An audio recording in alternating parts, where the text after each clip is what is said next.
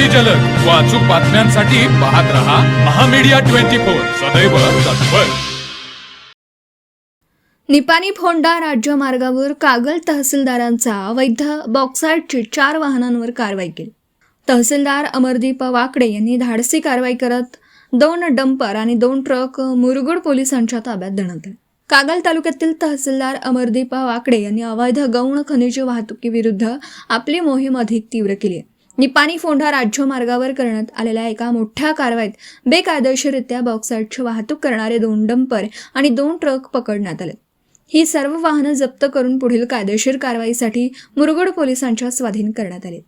मिळालेल्या माहितीनुसार निपाणी फोंडा या मुख्य राज्य मार्गावरून मोठ्या प्रमाणावर बॉक्साईटची विनापरवाना वाहतूक होत असल्याची खात्रीशीर माहिती तहसीलदार अमरदीप वाकडे यांना मिळाली होती. या माहितीच्या आधारे महसूल विभागाने या मार्गावर सापळा रचला होता. यावेळी संशयास्पदरित्या धावणाऱ्या 2 डंपर आणि 2 ट्रकना थांबवून त्यांची तपासणी केली असता त्यामध्ये मोठ्या प्रमाणात बॉक्साईट साठा आढळून आला. वाहन चालकांकडे या खनिजाच्या वाहतुकीबाबत कोणताही कायदेशीर परवाना, पास किंवा रॉयल्टी भरल्याची कागदपत्र नव्हती. त्यामुळे तहसीलदारांनी तातडीने ही 4ही वाहनं जप्त करण्याचे आदेश दिले. तहसीलदारांनी केलेल्या या थेट कारवाईमुळे अवैध धंदे करणाऱ्यांचे धाबे दणाणलेत. या वाहनांवर आता महसूल नियमानुसार कडक दंडात्मक कारवाई करण्यात येणार आहे.